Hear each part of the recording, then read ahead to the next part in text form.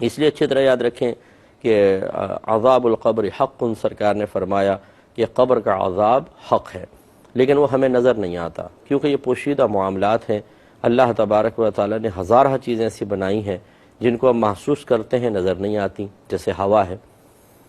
محسوس کر رہے ہیں لیکن نظر نہیں آ رہی، گرمی ہے، سردی ہے،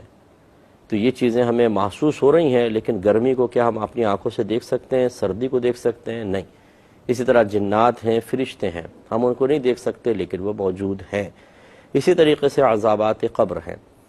اب جب ہم کسی مردے کو قبر میں رکھتے ہیں، کوئی کافر ہے، منافق ہے، فرض کر لیں، یا گناہگار ہے، اگر اللہ اس سے ناراض ہے اور اس کو عذاب قبر شروع ہو جائے تو ہمیں اس پر اس لیے اطلاع نہیں ہوتی کہ اگر ہمیں معلوم ہو جائے، ہر شخص کو پتہ چل جائے تو پھر تو غیبی امور ظاہر ہو جائیں گے، غیبی معاملہ ظاہر ہوگا، اور پھر ہر شخص ڈر کر خوفزدہ ہو کر گناہ کو چھوڑ دے گا یا ایمان لے آئے گا کہ نہیں، جو اللہ کے نبی نے فرمایا وہ حق اور سچ ہے۔ اور پھر امتحان کس چیز کا رہے گا؟ امتحان تو ہے ہی یہ کہ کچھ امور کو پوشیدہ رکھا جائے جن پر ہم بسا اوقات پوری زندگی مطلع نہیں ہو سکتے، لیکن ان پوشیدہ امور پر یقین کے ساتھ، اعتقاد کے ساتھ، ایمان کے ساتھ زندگی گزاریں، اور وہ ذرہ برابر ایمان ڈاواں ڈول نہ ہو، پھر امتحان میں پاس ہوں گے۔ اس وجہ سے بعض یہ سوچتے ہیں کہ ایسا نہ ہو کہ ہم اعتقاد اور یقین رکھیں اور اس میں ہم غلط ہوں اور وہ مرنے کے بعد پتہ چلے تو، اور بعض کہتے ہیں کہ ایسی ہستی کے ذریعے یہ اعتقاد اور یقین ہم تک پہنچا ہے، یہ ایسے معاملات ہم تک آئے ہیں جن پر ایمان لانا ہے کہ جس ہستی کے بارے میں شک و شبہ ہی نہیں ہو سکتا۔ چنانچہ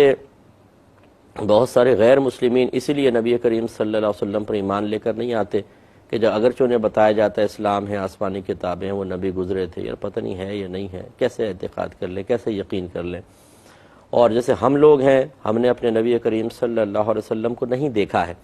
لیکن صحیح ذرائع سے ہم تک، ہمارے اکابرین کے ذریعے یہ چیزیں ہم تک پہنچیں۔ قرآن عظیم بھی ہمارے اکابرین کے ہاتھوں سے ہوتا وہ ہم تک پہنچا ہے، حدیثیں آئی ہیں، اور ہم نے جانا کہ ایک نبی کریم تشریف لائے تھے اور آپ نے یہ چیزیں بیان فرمائی، ہم ان پر یقین رکھتے ہیں۔ تو یہی بس صحابہ کرام علیہم رضوان کا بھی تھا کہ وہ بڑا کامل اعتقاد اور یقین رکھتے تھے کہ نبی کریم صلی اللہ علیہ وسلم پوشیدہ امور کی جب اطلاع دے رہے ہیں تو یقیناً اللہ تبارک و تعالی نے آپ کو اس پر مطلع کیا ہے، ہمیں یقین کر لینا چاہیے۔